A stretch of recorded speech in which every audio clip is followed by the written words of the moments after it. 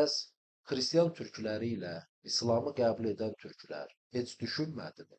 Əcdadlarını, keçmişlərini, qan yaddaşlarını, türk olduqlarını düşünmədilərmi? Heç qəlbləri sızıldamadımı? Biz din ayrı qardaş ifadəsinin olduğunu görürük və bir də Azərbaycan türkləri oğlan uşaqlarına kirvə tutduqları əsasən ermənilər olur. Niyə ermənilər? Çünki İslamı qəbul edən Azərbaycan türkləri dinari xristian türk qardaşları ilə qohumluq əlaqələrini saxlamağa çalışır. Amma kirviyə qız verilmir.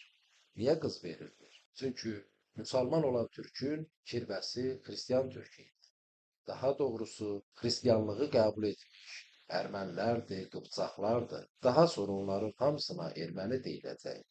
Amma türklərin din ayrı qardaşları ilə qohumluqlarını bərpa etməyə çalışdıqları kirva anlayışı tam işə yaramayacaqdır. Ermənilər paylaşacaqdır. Bax belə. Din ayrı qardaş olan kirvələr haqqında da ayrıca danışmaq lazımdır. Qismət. İnşallah söyləşilərimiz yenə davam edəcəkdir.